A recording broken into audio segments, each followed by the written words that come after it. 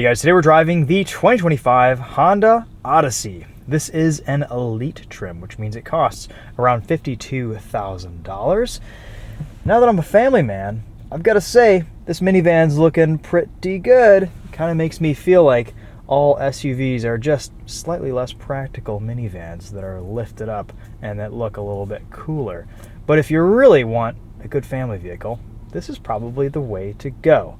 So, let's walk you guys around this Honda Odyssey, talk about what it's been like to live with, and again, I've got two kids. We've been carting them around all week in the back of this. It's spacious, it's practical, the packaging here is just fantastic. 2025 gives us a mild refresh for this new Odyssey. We've got an updated and faster infotainment with a faster processor, a new rear entertainment, revised front and rear bumpers, rear taillights that kind of look like the Accord now. Still though, the same formula here. Lots of physical controls, a really nice, comfortable, user-friendly cabin. We still get a 3.5 liter naturally aspirated V6 that makes 280 horsepower. That's made into a 10-speed automatic. This is front wheel drive. We've got 19-inch wheels on Bridgestone Turanza tires, 235/55 R19s. Let's show you this revised and redesigned rear fascia. No major changes, nothing outlandish. It's the traditional minivan. Front end looks good too. And it's got some very cool features, like you can open the door from the key fob. Probably not while the vehicle's on though, so let's turn it off and show you guys some of that.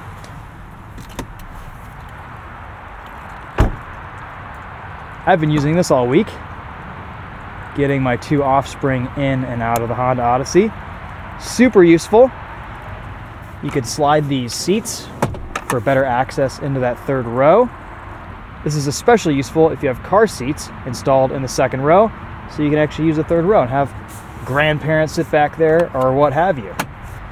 You can also access the third row by pulling this. That gives you a ton of room there to get inside. And what else can we do? We can fold this forward. There we go. You can get in like that also.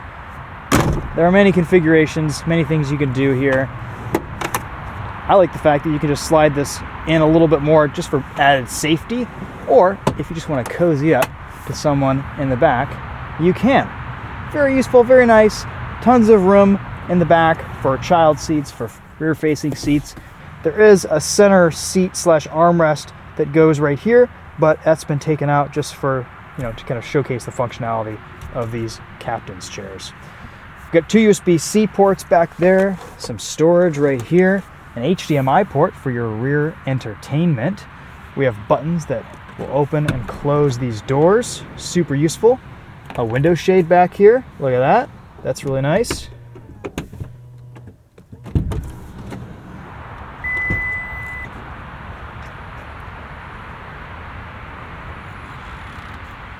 Lots of storage space down there. There's my wife's purse. Got to be careful not to forget that. You can fold these down very quickly, very easily. That's great. You can store this seat down below as well. There we go. Those fold down there like that, and that folds pretty much flat, which is awesome. Lots of space in the back of this. And all manually operated, so it's super easy, lightweight, no problems there. Love that. Low loading floor. Again, this isn't a big tall SUV, so the height at which you're lifting your children up, your dogs are getting into the back of this Odyssey, it's the perfect height. It's not too high, it's not too low. You've got lots of headroom. Kids can stand up in here, no problem. Let's start this back up and power on this rear entertainment system. We have an Amazon Fire Stick installed in here with the HDMI port, though it's not signed into an account and we're not going to watch something today just due to copyright issues. Here's your rear entertainment overview, your how-tos. You have a vehicle data plan. Anyway, this is doing an update now, but once it does, you have Amazon Fire TV at your disposal in the back of your Honda Odyssey, which is pretty awesome. Comes with a remote. That looks very familiar. headphones, everything you need for rear entertainment for the whole family. Very, very cool. You can also see, here's your little cabin watch camera right there.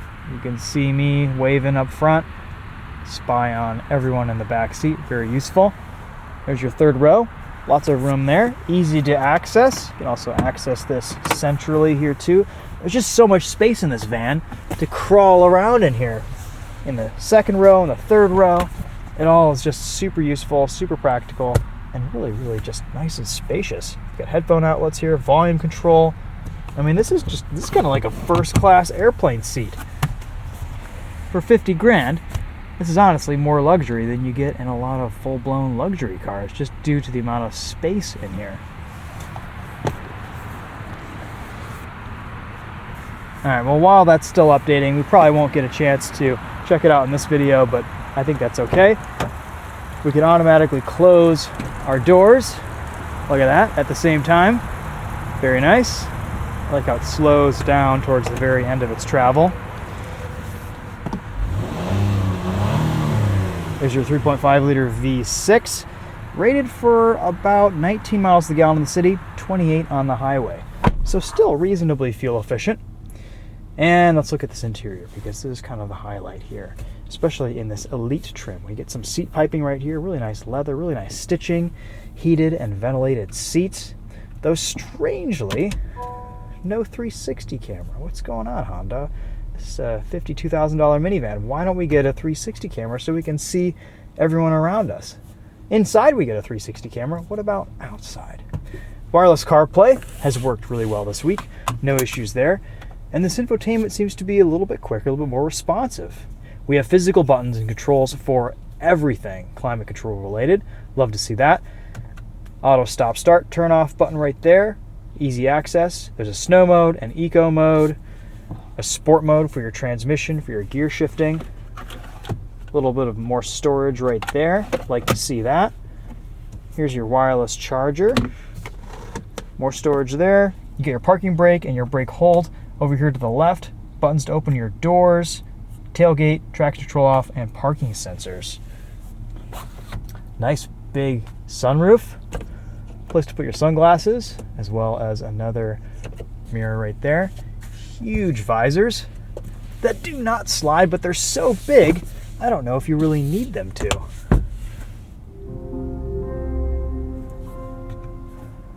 Sounds like Amazon Fire TV has completed its update. Let's check it out. Some nice rear climate controls right here too. Fan speed, temperature, auto mode, and you can control all that at the front very easily as well. I like that you can just do rear settings, hit the button, set your temperature, set your fan speed, done. You can sync everything as the same temperature throughout the cabin too. It's great. All right, so it just prompted me to sign into my account, which I'm not going to be doing today, but still very cool, and I guess the remote probably just works right there.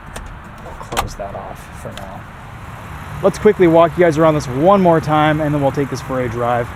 Don't know what the color is called on this, but it is a really nice blue. Looks great in the sunlight. I guess minivans have just kind of had a bit of an image problem over the last decade or two. Everyone's just buying SUVs, but really they probably need something just like this. It makes me wonder why some manufacturers haven't just put minivans on stilts, lifted them up a little bit, given them all-wheel drive. We could do that very easily with hybrid technology these days, and kind of made them a little bit more SUV-like, with still the same type of packaging that you get in this. It makes for a very compelling family vehicle. And it's pretty nice to drive as well.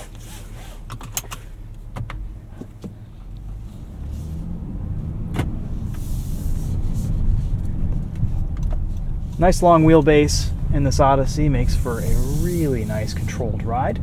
Suspension's pretty soft.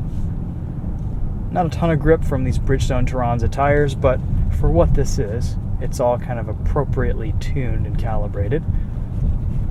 The V6 is really smooth. The 10-speed gets off the line pretty much seamlessly. There's a little bit of throttle delay in eco mode, but if you take it out of eco mode, put it in normal, it drives great. It's just fine. There's no complaints on my end with the way this thing drives and the way it's tuned and calibrated. It's quiet.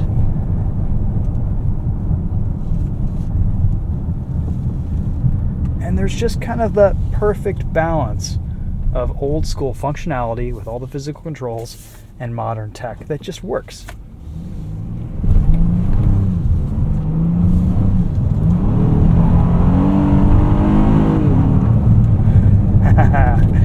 And the V6 does sound good. You can even put it in sport mode, and you'll get paddle shifters behind the wheel. This is definitely the sportiest minivan on sale.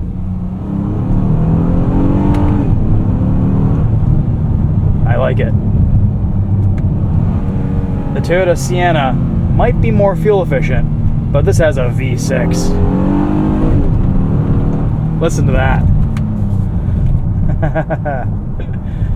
You can teach your children what VTEC means.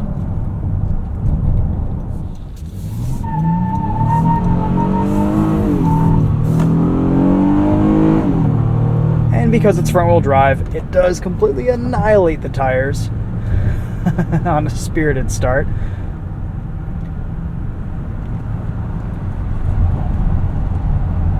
Some more complaining from those tires around a corner here too.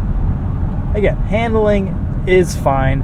I would probably put some better rubber on here than what comes from the factory, but it'll get you down the road quietly, safely, and efficiently.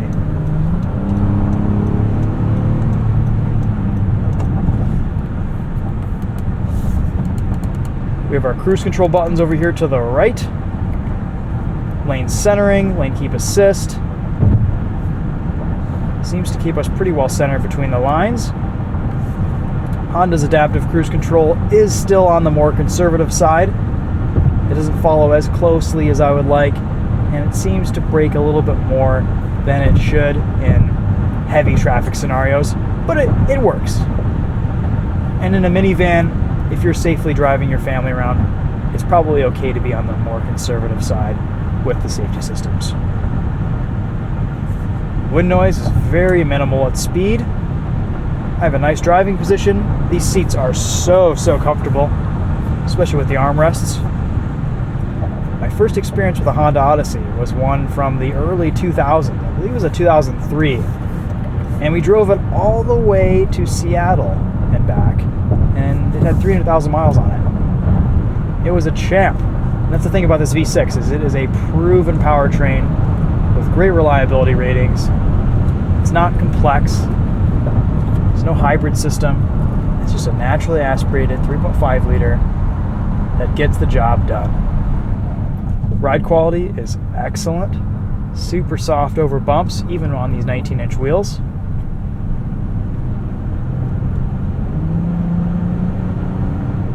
Decent torque, and this 10-speed is tuned really well. It doesn't feel like some of the other 10-speeds on the market where it's always changing gear.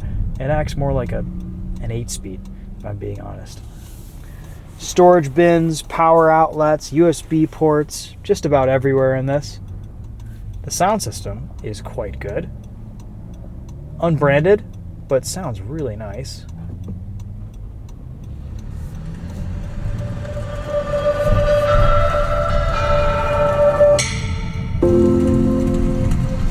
Super clear.